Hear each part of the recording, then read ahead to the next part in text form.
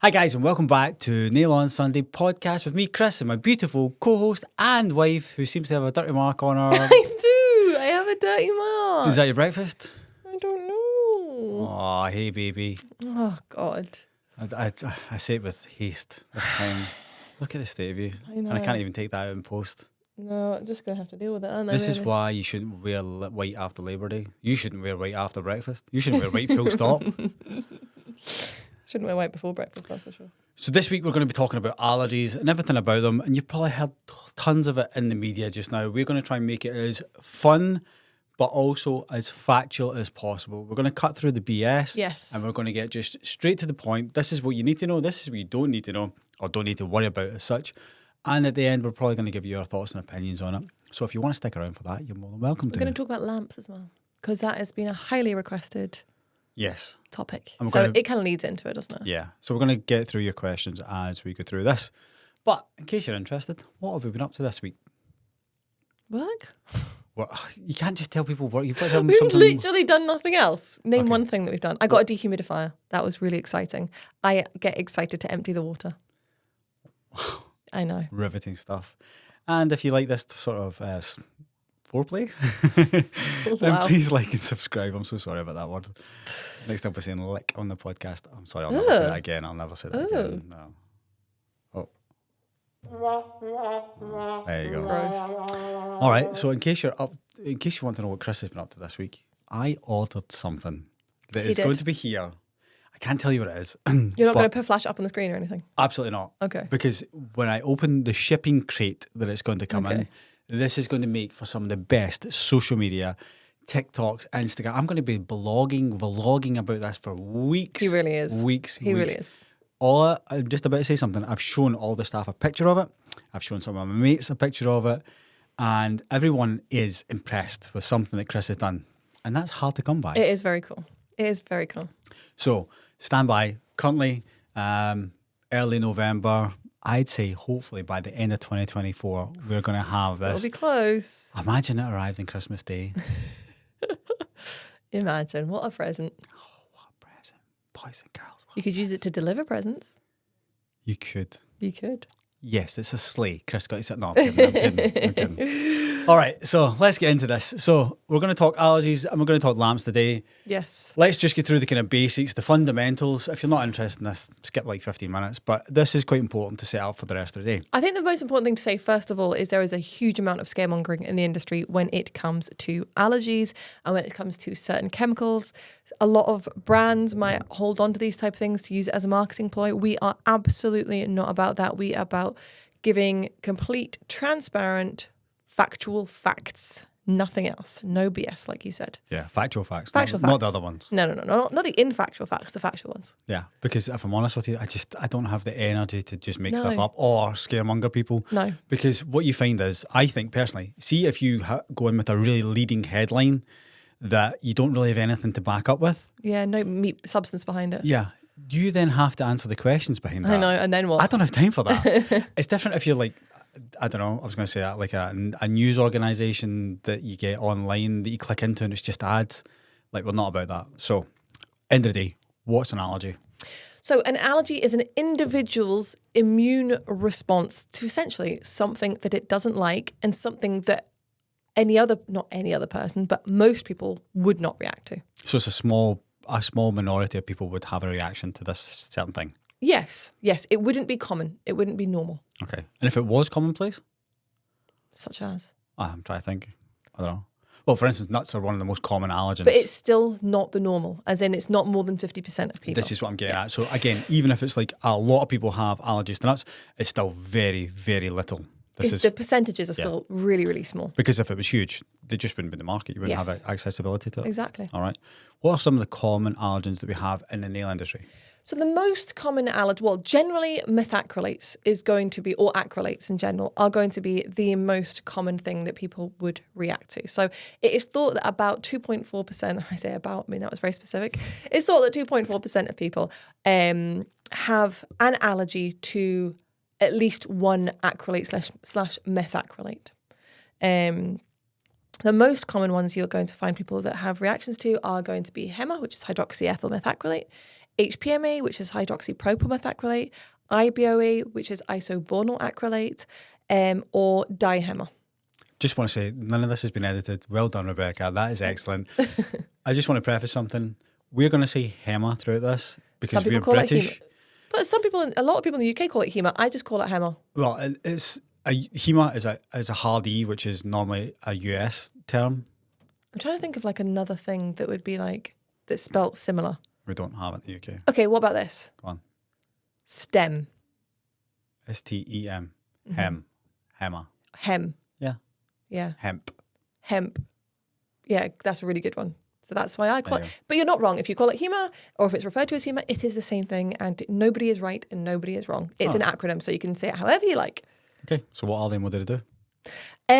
They are all acrylates. They all form a function in gel products, whether it's, generally they form quite an adhesive function in gels. Okay, so you led with HEMA there. Why is HEMA probably the most highly reactive? It's definitely the best known. So when people talk about allergies in nail industry, they very often jump straight to a HEMA allergy. They're like, oh, I'm allergic to HEMA. Well, what makes you think that? Well, I had a reaction to this. Have you had any testing done? No. Have you tried to rule anything out? No. Well, it could be a million things. But the reason that HEMA is one of the more highly reactive, or probably one of the more highly reactive products in chemicals and nail products, is that the molecule size is so small. And when the molecule size is so small, it means it's really easily absorbed into the skin and into the bloodstream. How big is the molecule size in relation to something else like HPMA or something? Well, in terms of dihema, which is a closer comparison, I would say, dihema molecules are 3.5 times larger than that of HEMA. Right. So it's 3.5 times harder for it to be absorbed into the skin, into the bloodstream. So that's why HEMA is kind of top of the most reactive. Because it's more easily absorbed into the body. It's something I really want to point out, though, is that dihema is not the same as HEMA. As I have just said, the molecule size is 3.5 times bigger. A lot of people will see dihema denoted on an SDS or the back of a bottle or something, and they'll be like, you said that was HEMA-free. No, that is HEMA-free. It's dihema. It is a different substance. Compound. Exactly. Something else we really want to point out is that HEMA is not the devil. It is not all HEMA's fault. There are a lot of other things that go together with what can sort of almost encourage an allergy, which we will get into a bit later on.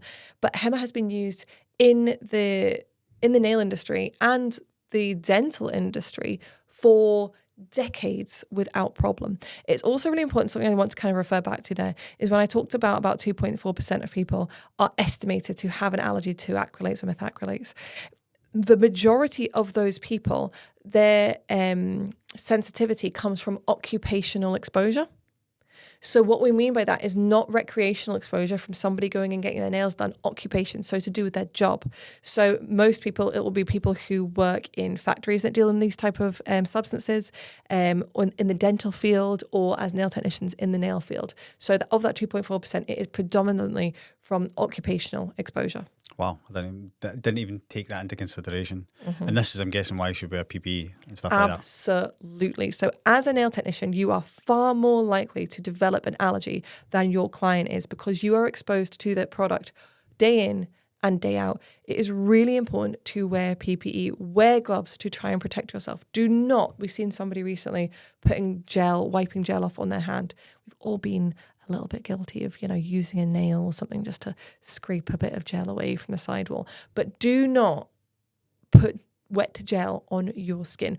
The gel is dangerous in its wet form, not in its cured form. It is when it is wet that it is able to be absorbed into the skin, which is, again, we'll come into that later, why using the correct lamp and ensuring that the product is properly cured will, again, reduce the risk of an allergy. It's kind of like a banana skin. It's not dangerous when it's in its full form, but when it's a skin, it's well, slippery. You can slip on it. Yeah. Oh my God. Okay, sure. See, I told you we're going to make this fun, kids. Sure. All right. So what does a reaction look like? How does it present itself? So a reaction can present in so many different ways. And something I absolutely hate about the nail industry, and there's some really toxic forums on social media that are terrible for this, terrible for scaremongering. I hate that everybody jumps to the conclusion that it is an allergy. If we go back to what we've already said, where it is estimated that 2.4% of people may have an allergy to an acrylate of some sort. If you put that into real context, if you most independent nail techs do not have 100 clients because they can't see that many clients. Say they did. Let's just make life easier and say they did have 100 clients. Out of those 100 clients, it would be estimated that maybe 2.4 of them, so 2.5 of those clients, might have an allergy to an acrylate. So if you are seeing way more than 2.4 out of 100 people coming through your door presenting with some sort of contraindication, it is far more likely that it is something else. It is way more likely that somebody has had a trauma to a nail or something else has occurred than that person actually having a reaction. You think there's a 2.4% chance that they have an allergy. The odds are something else has happened. So how might an allergy present? An allergy might present, and might is really important to say because it could be a whole host of other things, and you're not going to know unless the person gets proper dermatological testing done. But it might present some of these things or a combination of these things. Onycholysis, so lifting of the nail bed. Splinter hemorrhages. So there's little dark sort of little tiny lines that you might see in the nail. That is a splinter hemorrhage. More commonly, if somebody is going to have a reaction, they will be having a combination of things happening, but you will more often than not see some sort of irritation, redness, swelling, broken skin. You might also see thickening of the nail plate, which is hyperkeratosis. So it might look quite thick and possibly a little bit yellow underneath. But again, that could also be a sign of a fungal infection. So if somebody presents to you just with onycholysis, it's far more likely to be something else. It's far more likely that there has been a trauma to those nails. It's far more likely that if you've been using full cover tips, the tip might have been pinching the nail a little bit. If you've been using full cover tips and you've had seepage over the free edge, that could have caused onycholysis, where essentially what's happened is that your hypernychium has essentially probably been a little bit burnt by the gel polymerizing on that piece of skin, and that's what's caused a little bit of lifting on the nail plate. It could be 100 other things. So it is always important, if you are unsure, that you refer them to their GP. That is the main thing you want to do. You are not a doctor. We are not in a position to be able to diagnose somebody's reaction. Even a GP is probably not in a position to, but they will look at the situation from a more educated point of view and anatomically than we're going to look at it. And they are going to give appropriate advice from there and hopefully refer on to testing. All those things sound like my big toe. But that's a story for another day. Yeah. One thing I would say is don't overreact to a reaction. Yes. You should tag that in some way. Do not overreact. You know, if somebody comes in, again, look at the picture as a whole. They have a tiny bit of onycholysis and they have no other symptoms. It's unlikely to be a reaction. But they come in and they have classic symptoms in terms of there's a whole host of things. So they have a bit of onycholysis.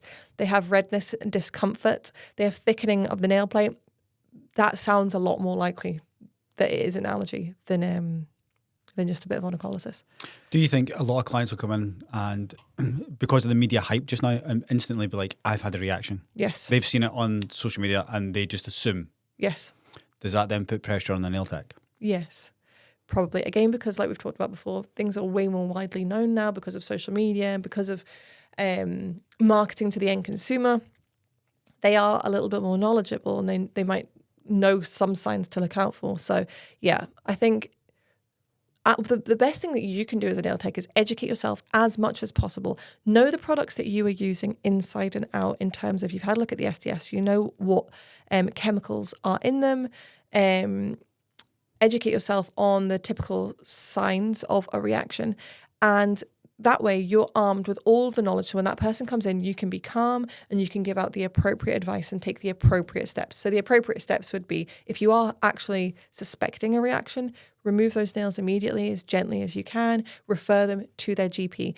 And if there's any signs of onycholysis, cut the nails down short. Why do you think it's got to the stage where there's so many more reported allergies or alleged allergies? I think, first point, probably the most important point, way more people get their nails done now than ever before. Okay. So, of course, the more people get their nails done, the more people are going to have allergic reactions. Wait. Do you think that's true? Because I would say post-pandemic, 1,000,000% more people get their nails done now. we need to look this sort of analytics up. It's absolute fact. Okay. Absolute fact. Just way more people get their nails done now. Right, so obviously law of averages is going to say that more people are going to present. Yes. Secondly, the type of product that we're using to do nails has completely changed. Previously, it was acrylic with traditional polish on top. And then it moved to acrylic with gel polish on top. Acrylic, whilst it will have or may have chemicals such as HEMA in it, it cures in a completely different way. So it dries, it air dries. It doesn't require UV initiators and UV lights to polymerize the gel or dry the product. So there is that to take into consideration. Next things we need to look at, COVID. COVID changed people's immune systems massively. People have way more reactions to all sorts of different things since they've had COVID. So that's definitely something that we need to look into, as well as the fact that there has been a massive rise, especially since COVID, of the at-home nail product user. People who have not been properly trained, they are maybe not using high-quality gels. They probably don't know what's in them. They might be cheap off of, Amazon or something like that. Not to say all Amazon products. No. But, we personally have looked at different Amazon products. Yeah. We've actually bought some and we've actually had them in-house and we've trialed them and tested them, and the comparison is between our gels and between their like gels. A professional product and a product that is just shelf, available to the masses. Yeah, and whilst it is actually illegal for products that contain HEMA or diHEMA to be sold to the public, still there's loopholes, and it just happens. So yeah, the at-home nail user using products that they don't know what's in it, getting the product on the skin because they're not trained to know not to do that, overfiling of their nails because they're not trained to know not to do that, using probably poor quality lamps that probably aren't curing the products all the way through. So there definitely is that. Now, don't get me wrong, there will be people who have they're self-taught nail techs and they're absolutely fantastic, but unfortunately, that is not the. It's not the masses. Unfortunately, that is not the rule, it's the exception. Yeah. So for the most part, when people are doing their nails at home, they're probably using things they shouldn't really be using. Well, they just really generally should not be using professional type products at home. And that has also led to an increase in the allergy situation. I also think, like I've talked about many times before, the introduction of builder gel or builder gels in bottles, specifically soak-off builder gels in bottles, has led to a rise in allergies as well. Not because there's anything wrong with the product, but again, maybe the product has been historically misused due to being applied too thick and possibly being used in conjunction with a lamp which isn't suitable for curing the product at that thickness, certainly all the way through. And if you want to hear my thoughts, well, none of my thoughts, if you want to hear Rebecca's thoughts on builder gel, there was a podcast we did just a few episodes ago, what we think may have exacerbated the situation. So, as a professional nail tech, let's talk about that because that's who's going to be listening to this. A customer comes in. What is the best way to reduce or mitigate the fact of having an allergy? Okay, I'm going to break this down to a few sections. First thing is, if you have a client who comes into you and who has had a suspected reaction to something, and you don't know what that product is, you're going to be at risk of them having a reaction, even if you use something that is HEMA-free, because you don't know what they're allergic to if they haven't had any testing. So that's something you very much need to keep in mind. Something I know you wanted to talk about was the patch testing, so this is probably a perfect time to talk about that. So patch testing is not commonplace in the nail industry where it is in, say, the lash industry, in tinting, in the hair industry. It is kind of hard to do, and there is obviously a risk because you can only patch test by applying product to a full nail and seeing where it goes from there. If you are going to patch test a client, I will tell you my recommended way to do so. But first, I will preface this by saying it's really important that you, number one, check with your insurer that you will be covered to do this if somebody has had a suspected reaction before. And number two, ensure that your client has all the facts and you have said to them, this is what I plan to do. You may still have a reaction, and the result of that could be XYZ. It's important to understand that having an allergy to nail products can actually have a detrimental effect on other aspects of your health in the future, because it can affect, if you needed later in life orthopedic work, if you needed some sort of medical device implanted, and certain dental work as well. It can affect all of that. It is not just, it's just a nail allergy. It's not as simple as that, because the products do overlap in other industries. So that's really important to understand. So yes, lay out to your client the risks involved. And if they still want to go ahead, that's fine. I would probably get some sort of card, sheet, some sort of checklist. Yes, which I know someone who is creating them, and we could probably talk to her about this later. I have no idea what you're talking about. Okay, but I don't want to release this information yet because they're not released. But something like that would be excellent. But essentially, you want to get their consent form. So here is the thing you're going to do if you're going to patch test people. Number one, you must understand that every product that you want to put on that person has to be tested individually to ensure that at each stage you are ruling that product out. You cannot just go in with a base coat or a builder gel, a colour on top and a top coat, because if they have a reaction, you have no idea what it is to. They could have actually just had a reaction to the pigment and the colour. They might have been fine with everything else. So it's a process of elimination, slow, annoying, laborious, but if that person won't go for testing, can't get testing for whatever reason, it's the only way to do it. It's not an ideal world, and there are risks involved, but this is really the only way to do it. So you would go in with your base coat first. Apply that to the nail. Cure it.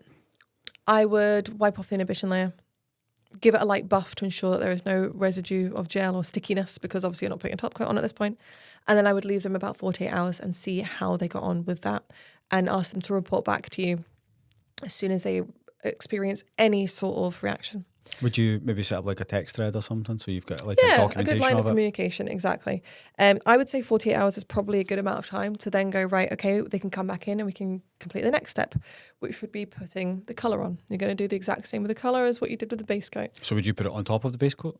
Yeah, you could put it. You'd build it up in one nail? Like you would in real life.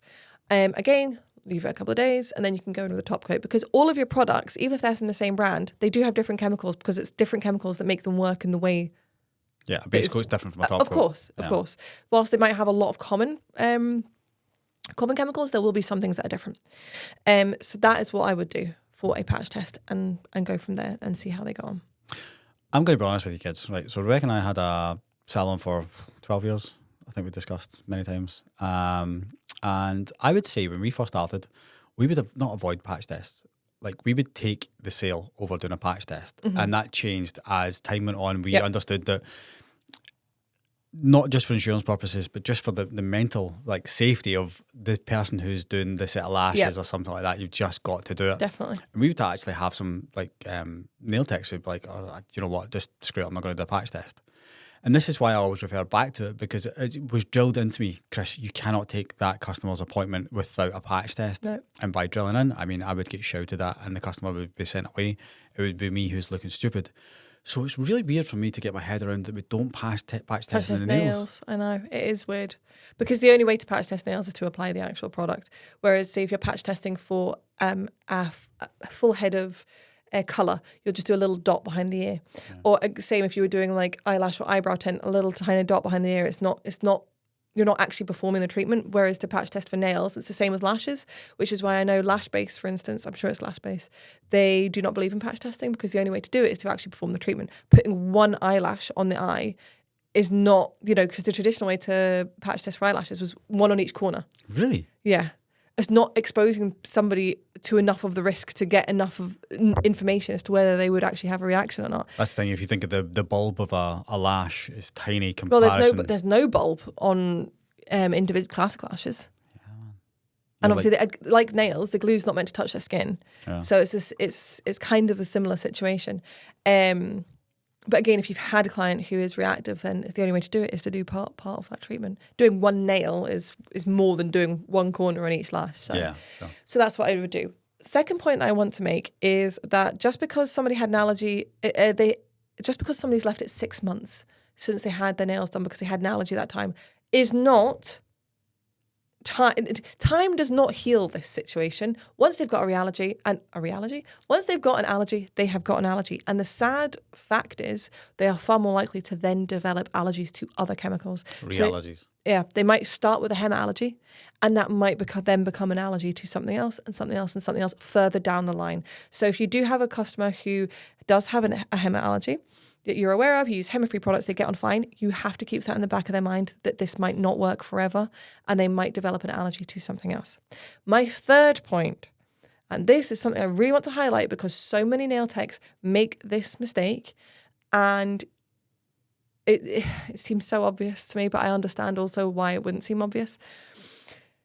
They have a customer, they come in, they've got a HEMA allergy, they use a HEMA-free builder gel, but they then just carry on putting any old gel colour on top, thinking that the builder gel is creating a barrier between the gel polish on top that might have HEMA in it and their natural nail. No, no, no. Lottie Seymour talks about this, how all the layers of gel polymer, they all sort of join together to create. They're not like all separate individual. They're not, it's not like that, you know, each layer cured, it doesn't make it completely individual. Once they're all on together, it is all together. And if you have uncured monomers, no gel cures to 100%. It just doesn't happen. There is always, number one, an inhibition layer because oxygen inhibits the end of the chain from forming. So every single piece of gel cannot cure. And secondly, when it comes to pigmented gels, it changes the scientific world, changes their mind all the times about things. But last time I spoke to a renowned chemist about this, the current acceptable level, what we would call an acceptable level of cure, was actually only 50% in a pigmented product. Wow. So anytime that person will have a degree of uncured molecules or uncured monomers on their nail. So I think anytime they're washing their hands, whatever, they are then bits of those, those molecules are going to be on their skin and absorbed and stuff like that. So putting down a HEMA-free builder gel and then putting a gel colour on top that has HEMA in it is completely counterintuitive, and you might as well have whacked the builder gel that has HEMA on it straight onto their nail. I can understand why people would see that as a kind of barrier. I can understand why they would see it, but it is not the case. It does not work, and you absolutely cannot do it. It's the absolute equivalent of giving somebody with a nut allergy a chocolate-covered peanut. That's a great, and I was going for an earthquake, but we'll go with that. It's a little bit easier. So it's like going, but the chocolate's going to protect them. If they just swallow it whole, it'll be absolutely fine. Yeah. Think about it like that. Breaks down eventually. Exactly, it breaks down eventually. So it is the same. So please, if you have clients with HEMA allergies or allergies to anything else, every single thing that you use on them, no matter at what stage, must be free of those products. This is a great point. I'm so glad you've actually made this easier to understand, because again, I didn't understand this. So you'll have nail techs listening just now who'll be like, thank goodness, Rebecca. So if that's the case, maybe think about subscribing, because it can only get more fun from here. And the only thing that time will heal is love. Well, not allergies. Or not allergies. So yeah, that you were asking what things we should be looking at if somebody comes to you with a potential allergy. I think it was, yeah. Yeah, that's where we're going to do. But what can you do to reduce the risk? That's what we were looking at. Okay, so imagine now you've got a client who comes in, they've not got any history of allergies, whatever. We want to keep it that way. So the things that you can do as a nail technician to ensure that you are reducing the risk of any of your clients developing an allergy. Again, I'm going to preface this by saying, if somebody has an allergy, it is their body's individual immune response to something. It is not your fault. It's not even the fault of a product. It is just their body reacting to something that it doesn't like, where somebody else's body wouldn't have, okay? But what can we do as a nail tech? Number one, we can ensure that we are not over-filing the nails. Over-filing the nails can mean that you are putting gel onto, say, the intermediate layer of the nail where the nail is turning to skin. And at that layer, it is much easier to absorb these molecules. And again, go back to molecules. Dihema, big molecules. HEMA, smaller molecules. Yeah. Smaller molecules, easier to absorb. Exactly. So we want to make sure we are not doing that. So how can we avoid doing that? We can go for infills over removals and fresh sets. Even if you're doing a removal, why are you removing it all? You can leave the tiniest amount. I almost never, or very, very rarely, will do a full removal, including a soak off. I will just file it down with my e-file to the thinnest layer, and I'll just leave a little bit on, because it's just, even if it's just on in patches, because it is protecting those areas of nail from again being prepped, again removing a layer of the nail. Sorry to interrupt, but I think that's a really great rule, actually. You probably won't overfile someone's nails if there's always just a little thin layer of the old product on. Of course, make sure you've removed any trace of lifting. But if you've got little patches of product still on, that is essentially like a plaster that is protecting the nail. So, yes, avoid overfiling the nail. Really, really important. Number 2, look at the products that you are using. Don't worry if the products contain HEMA, but being worried about a HEMA allergy when you don't have one is like being worried about eating nuts when you don't have a nut allergy. If you don't have an allergy to that product, then you don't need to be too concerned. You should always be aware of all of the chemicals that you are using, because at the end of the day, you are applying chemicals to somebody else's body. You need to educate yourself on what those chemicals are and the adverse reactions that can happen from the use of those chemicals, and what happens if you use those chemicals incorrectly. But don't be worried about using products with HEMA in them. If you don't have any clients with HEMA allergies, you don't have one yourself, do not be concerned. But what I'm saying when you're looking at the products that you are using, look at the brand as a whole. Is that brand allergy conscious? Does that brand give out education on allergies and chemicals and all sorts of different things? Because if they are, they are allergy conscious themselves, and you can rest assured a little more that they are using allergens in responsible levels. Does that make sense? Makes sense. So yeah, look at the products you're using. Be aware of all the chemicals that are involved. Obviously, where you can, it's best to use products that have much lower percentages of these allergens, if they do have allergens in them. When we're looking at allergens, the main ones that we here at Nail Order look at, like we said earlier, HEMA, HPMA, IBOA, and DiHEMA. Those are the ones that are most common people are reacting to. So those are the ones that we tend to look out for the most. But again, tend to say we have some of these products in our products. Absolutely, we do. Sorry, allergens in our products. We do, but they're always responsibly sourced ingredients. They are responsibly made, and they're always at low percentages. So just to put it into context, HEMA's safe level for use is up to 35%. So it can legally be used in gel products up to 35%. Bonkers. The highest percentage of HEMA, we only have 2 products with HEMA in them. One is 7.97% and one is 4%. Very, very low. So again, allergies often develop from overexposure. So if you are overly exposing somebody in whatever way, whether it's uncured gel, whether it is gel on thin nails, whether it's high percentages of a chemical, it's through the overexposure. So the less that we can use, the better. But it doesn't mean that you have to not use it altogether. That's the thing. So just taking from what you say, if you don't overfile the nails, there's going to be less exposure from those monomers going into the skin. Again, let's remember the product is only dangerous in its wet form. Yeah. In its uncured state. So again, if you have a product that has less of these allergens in it, there's going to be less risk of that too. And so when an allergy can happen from overexposure, it is that body being constantly exposed to that chemical, right? Bombarded. Or that product. So as we've already established, there is a percentage of gel that won't cure. And if you are using something with high percentages of allergens in it, there is then a higher percentage of that allergen going into the person's bloodstream or being absorbed into the skin. So let's just put a ban on HEMA and let's just not use our products, or let's just buy as nail techs, let's just buy HEMA free, and then we're plain sailing, right? But as the nail industry has learnt these last few years, HEMA, it has fantastic adhesive properties. HEMA works really, really well in nail products, which is why so many nail techs struggle when moving from a system that has HEMA in it to a HEMA-free system.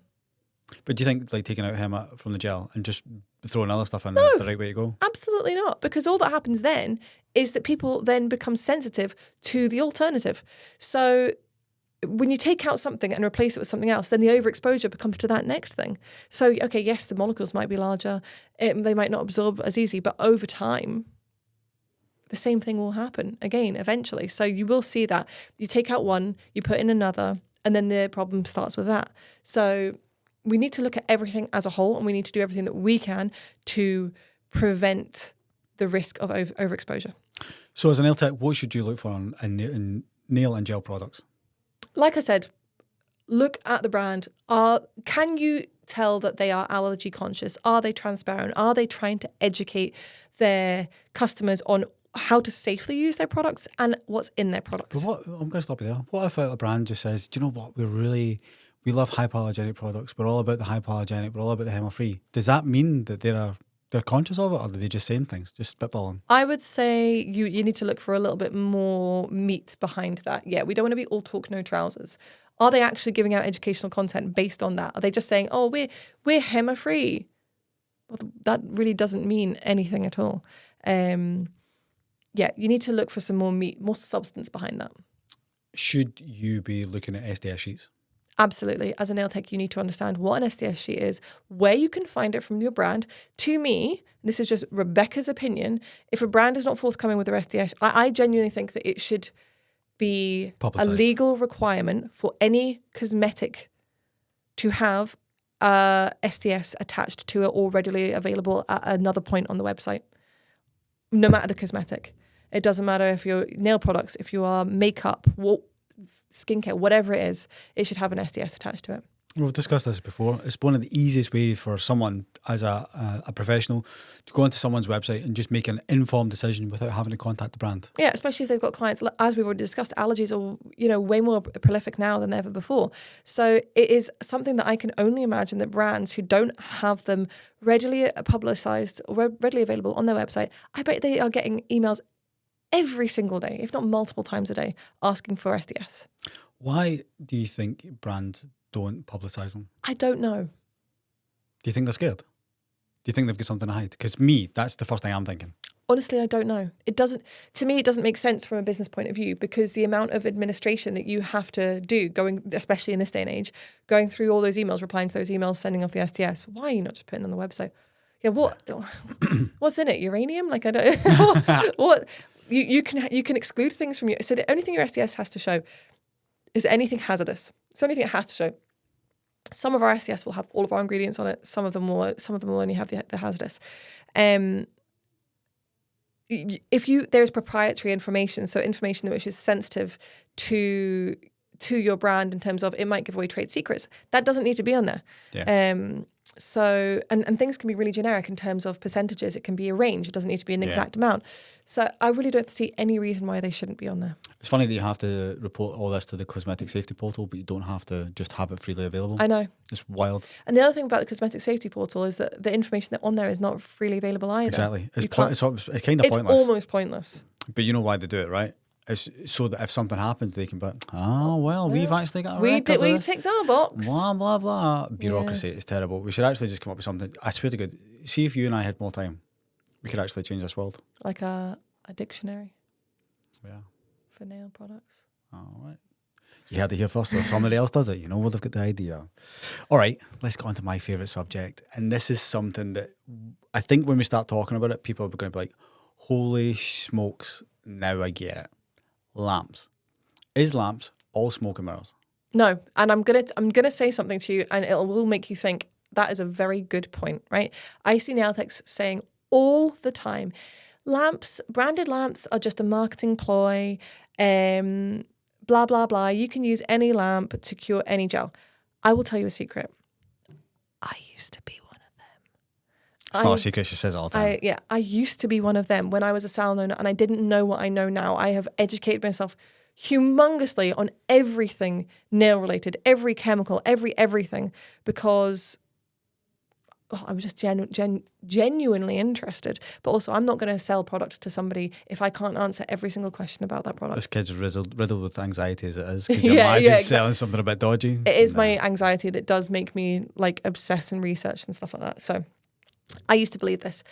And then when we started looking for our own, in fact, do you know what? I'm going to tell you the whole story about looking for lamps, and it's probably going to make me look a little bit stupid, a little bit naive. When we first started looking for lamps, the very first time, I was like, oh, I want a lamp that's got pink bulbs and I want it to look a certain way. And I just went on, oh, okay. here's all of the different lamp places in China. I like the way that one looks. I'm going to get a sample. Oh, okay, and test that. That's how I based it. And don't get me wrong, maybe there are brands out there that do that. I don't know. But knowing what I know now, it's absolutely not the right way to do it. Now, don't get me wrong. We were going to just choose a lamp based on what I wanted, based on no specification whatsoever. But we were then going to get it tested with the chemists to ensure that a full cure was achieved. However, it wasn't anything to do with its ability to cure the gel. It stopped working really, really quickly. And I was like, the quality on this is shite. Great, I'm going to have to put the explicit thing on this podcast. Why? Now. Why can't I have Thanks that? very much. Great. Demonetised. Okay, swear to your heart's content. Love. Yeah, the quality is poor. We absolutely cannot have that. So then we started delving further. So now what I'm going to say is that if you look at independent, renowned chemists in the industry, I'm going to say Doug Schoen for one. Doug Schoen does not have his own nail brand. Jim McConnell, granted, he does. So I'm not going to discuss him in this just because I want it to look as impartial as possible. He is so passionate about brands. I don't think he's got his own nail brand anyway, as far as I believe. Just want to say that, just in case I'm wrong. He talks completely unbiasedly about how important it is to use the correct lamp and how it's not just about X, Y, and Z when using a lamp. How does it financially benefit him to say this information? If he has no brand affiliation, why would he say that? He is a chemist with years of experience, with degrees. I hate to say it, but he's probably going to know more of what he's talking about than us nail techs, because he knows the science behind it. He's done the testing. He can actually see what is happening. So if there is no financial gain for him to say these things, why would he say it? If it was just a money thing.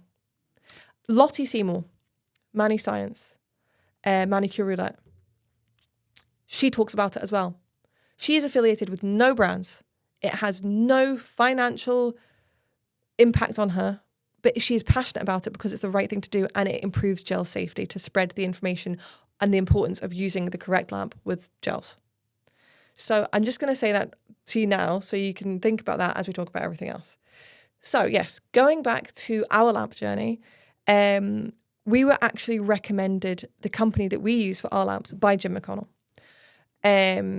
who owns Light Elegance. So we started looking to them, and they were very forthcoming about testing and about different models and about specification changes that we could make as well. So that's how we ultimately ended up with our lamp.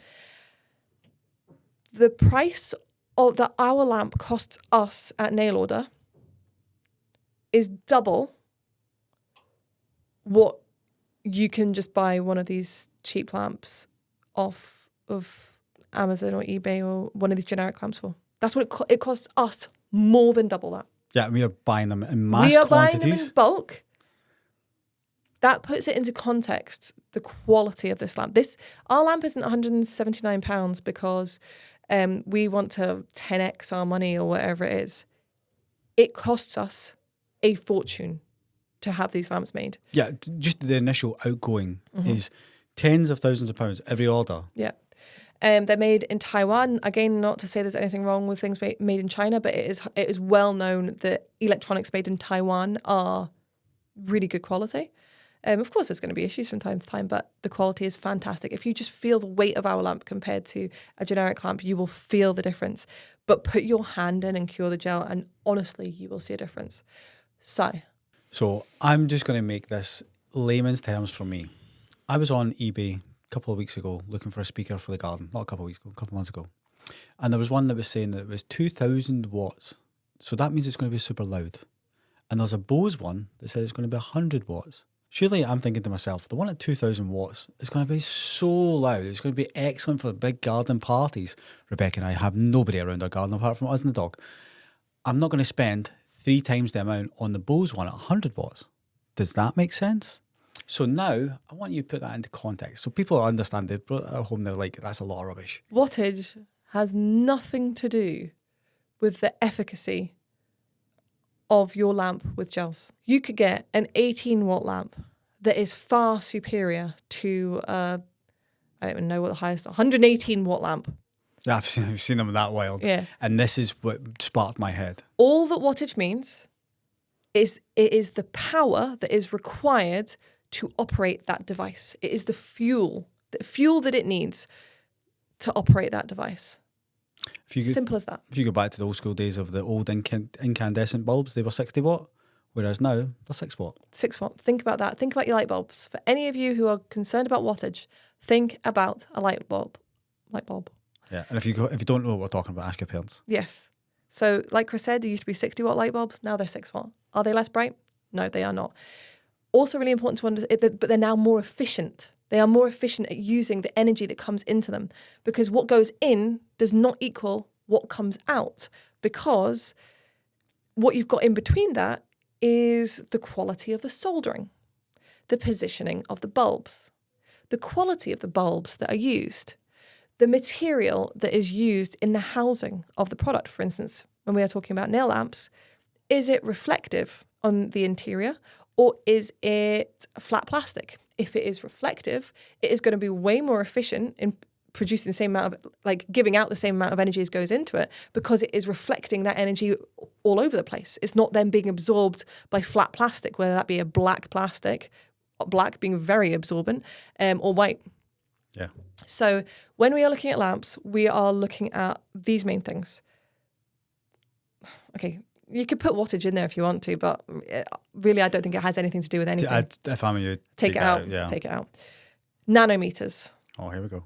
Okay, so nanometers, typical gels, you're 365 to 405 nanometers. We get so many people contact us saying, my lamp is X watts and the nanometer range is this. Is it suitable? Again, no, there's so many more things to it.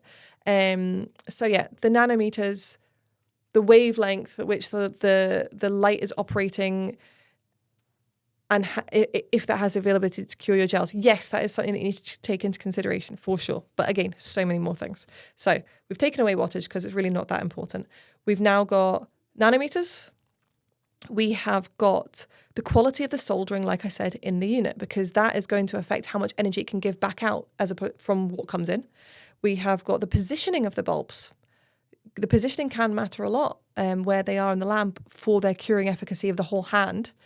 We have How many bulbs? How many bulbs? Yep, that's kind of positioning as well. Because you could have 96 really poorly positioned, bad quality bulbs. Yeah.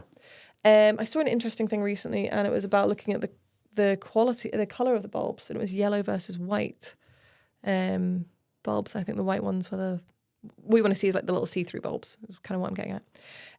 So yeah, we've got the positioning of the bulbs, how many bulbs there are, the quality of the bulbs being used, and then lastly, like I said, the material that is used on the inside. You really want to be using a lamp with minimally a reflective base, ideally reflective on the roof as well. So the whole inside housing is reflective, so the light can bounce back off. That is going to be the most efficient type of lamp. So as a nail tech, you're not going to sample tons of lamps, are you? You're not going to contact different brands and say, can I get a sample like we do? Or it's very, very, very difficult. And I completely understand and empathise with nail technicians on this point. Because what can you do? It is not financially viable for most people to buy a million different lamps, like Chris is saying, to test a million different things. It's not. What is the best practice that you can do if you're thinking about investing in a brand, you want to trial it first, my recommendation, but you don't yet want to invest in the lamp because the lamp is expensive, my recommendation would be such a tough one. If you say you want to test the pigmentation of a polish, you can easily do that by painting it on a pop and having a look and putting it in your lamp. You don't need to see like the staying power or anything like that. That's fine. When it comes to builders, it is much harder because having a lamp that isn't suitable for your gels can affect retention. If you go and have a look on the Nail Order Facebook tips and advice group, you will see so many comments. There was somebody put one up yesterday saying, holy wow, it said in capital letters. So if you search holy wow, you'll find this comment, how much her retention had improved since moving onto the Lumi lamp. Which is our gel lamp. Which is our lamp, yeah. So it really does matter for retention, and it matters for allergies as well. But yeah, what can you do? It's one of the best things to do is go with advice of other nail techs. It's people who have got the lamp or people who have got other lamps. Yeah, but I use would that say gel going system. on to forums and asking the question is good, because as a brand, we are never going to approve you. The question we get asked so many times, I have a sun UV lamp, is it suitable? Honestly, No. not that I've really seen. People report retention issues. People report curing issues. When we first got testing done with our lamp and other lamps, we wanted to get sun UV lamp tested because, number one, it was what we used in our salon. But what I will say is we replaced it every 3 months. Number two, because we know that so many people have them, they're cheaper. And we understand how expensive it can be to invest in a brand. But when we approached the chemist, again, not affiliated with any lamps, doesn't financially benefit. In fact, it would financially benefit them To test it because they get paid per lamp that they're testing and per gel in that lamp. They advised against it because they said that the quality is too inconsistent from lamp to lamp, and we could say have a good lamp that gets a good result, but then the next person doesn't have that. So yeah, I would go with Chris, go with what other people say, but I certainly would not have it as a long-term solution. Putting it on clients, there is a risk that the gel is not going to be properly cured, which can lead to retention problems, which is going to give you not an accurate representation of that brand, but also there is allergy risks with that as well. One thing I want to say, just touching on the cheaper lamps, it's almost like when you buy a brand new vacuum cleaner. When you go vacuum your floors, when you have a brand new vacuum cleaner and there's no grime or dirt in it, it is the most, everyone's like, that's the best vacuum cleaner I've ever had. You have to get one. And then all of a sudden, Jennifer's got one, Laura's got one, and everything else. 3-6 months down the line, when you've not cleaned the vacuum out, you've not even emptied it, it's not sucking anything up. And I think this is what the cheaper lamps are kind of like. They work okay as soon as you get them out of the box. So they don't last for long. Because of the material within them, they just don't last. They don't have the staying They're power. not made... If you think that one of those lamps costs a tenth, and that is pretty much what we are looking at, I'm going to be honest with you guys, it costs about a tenth of what one of these high quality lamps costs. Yeah, costs us a tenth. Just think about how much less work has gone into that lamp than a high quality one. It's the same with anything. You know, I say this to Chris all the time because he's the worst for it. Buy cheap, buy twice. In terms of nail lamps, buy cheap, buy 6 times, maybe more. Because what we're saying is, as well, with a high quality lamp, you're looking at about once every 2. You should, even if it's got no problems with it that you can visibly see, you should be replacing that anyway every 2 years because the bulbs are going to lose power, etc., etc. But if we were replacing our cheap ones that we were buying in the salon every 3 months, in a 2-year period, how many times is that? 8 times we've bought lamps? Every 3 months, yeah, 8 times. Sorry. Yeah. But if you think about how many nail techs are on that salon. And you can buy one of those lamps for about £50, 50 times 8, £400. Yeah. You could have bought a £179 lamp. Mental. Maybe soon you might be able to buy a slightly cheaper lamp. Yeah. From Nail Order. We don't just mean Black Friday. Black Friday is a great time to think about investing in brands and changing things over. So if you are thinking about maybe upgrading your nail lamp from another brand or from us, maybe look at Black Friday. 1,000,000%. Is a great thing. We're going to do a show on Black Friday in a couple of weeks where we talk about that, and big ticket items is something I really want to get into. So say for instance you're a nail tech just now and you're looking to switch brands. Should you, this is something, as you were talking there, I was just thinking this in my head, should you focus more on, like, do you know what, the brand that I've got just now, I'm not too happy with the gels and the builder, and I've got a cheap lamp. What's the first thing you should do? Should you think about getting the lamp and just getting a couple of sample gels from that brand and then maybe just fade another one out? Is that a good way to do it? I mean, yeah, probably. Again, it's such a hard one because we can't say, oh yeah, you're gonna get an accurate results of testing our brand with that lamp. Because if it's not a lamp that we have any history with, we've not tested it. We have tested some other lamps, but if it's not one of those, we can't tell you, and you might not get an accurate representation of what our brand can do. The retention might be poor, you know? So you do need to remember that. Okay, so let's just spin this round and we'll go back to allergies. You're going to have nail tech sitting at home just now and thinking, Chris talks shite. Did I say that? I feel so naughty. And the lamp has got nothing to do with it. I promise you. What's a good tangible way for them to trial out their, say, sun UV or something where they can see the, I use the word efficacy, which is a hard one to say, the efficiency of a lamp. How can they test it out? And they could paint a bit of their gel, be it builder or gel polish onto a form, cure it and peel it off and see if it's wet underneath. Now, even if it's not wet underneath, it does not mean that it is fully cured to an acceptable level, but it's a good indication. If it's wet, you know it's definitely not. Yeah. If it's dry, doesn't mean it definitely is, but if it's wet, it's definitely not. Really important when you are doing these type of tests that you do it in an accurate way. You aren't just doing like a molehill-sized bulb of builder gel on a form, because that's not how you're putting it onto the natural nail. So you need to do it in the same thickness as you are applying your gel. So with a gel polish, it's thin layers. With your builder gel, you're going to do that sort of floated layer. But again, not a great big thick, but if it's thicker than you would apply it, then it's not an accurate test. So that's really important to say as well. But yes, if it's wet underneath, it's not doing its job. So let's just kind of summarise a little bit. So we know what an allergy is. We know how it comes across, and we know how to deal with it. For instance, if a customer comes in and they'll have, "I've got an allergy." Mm-hmm. Is there anything else you want to add to that? I don't know. Do you think there's anything I missed out? I would say, come back to it, don't overreact. Do not go ask on forums. Do not put pictures on advice. Forums. Because, number one, these keyboard cowboys on forums are too busy typing on the forums and not doing enough clients. Yeah, so or research. Yeah, all the research. Do not, absolutely, 100% you're right, Chris. You will scare yourself. You will end up way more scared, and you will end up with... I seen one a little while ago, and I made a video about it, but I didn't post it because I was like, I don't want to be like negative towards people, but it was ridiculous. It was absolutely ridiculous. I saw this picture on one of these forums. Everybody jumped on, and renowned people in the industry for many, many years. And they were like, that's an allergy from poor quality products. The person hadn't even put what type of products they'd used in it, but they'd put poor quality products. But how do you know? How do you know? So I took that picture because I looked at it with my experience, and I thought, I don't think that does not look like what an allergy... I mean, it could be an allergy, but it's not the first thing that springs to mind. I sent the picture to 3 different doctors. My sister's a doctor. She sent it to one of her friends, so they too saw it. And one of our friends, Sheila, who's also a doctor. Not one of those people came back with even the suggestion of an allergy. Not one. In fact, all of them said fungal.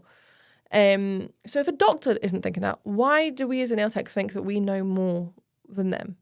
Do you think a fungal infection can look similar to a reaction? Yes. And that's the comparison? It can look similar because of the thickening in the nail bed and things like that. Yes, yeah. It can. And onocolysis, it can look similar. So in that, just bear that in mind, if you were to put these pictures into these forums, a lot of these people have nothing else to do in their life. This is the highlight of the day. And what makes you think that they are going to know the answer to this? The only person who's going to know the answer to this is a dermatologist once they've done testing. Yeah. Even they're not going to give their opinion on it before they've done testing. So yeah, do not put pictures in forums. They are not going to help you. They are probably going to make you feel worse. You can reach out to your brand and be like, I've got this, I'm a little bit worried. Can you give me any thoughts, any advice? I think that's a big thing. See, if it's also the way to approach people and the way to approach brands and the way to speak to people is very... it'll serve you in really good stead. If you approach us, for example, and you're like, I've had a reaction, my customer's had a reaction, what's the blah, blah, blah, and everything else, you're panicking. I get it. But see if you're like, I think this is a thing, I think this is a situation. Be open, be calm, and be willing to accept advice. That's probably my best advice on that. My best advice is be rooting, be tooting, and goddamn, be shooting. But most importantly, be kind. Is that what Bailey says? No, that's what I say. Bailey says Laura's underworked and overpaid.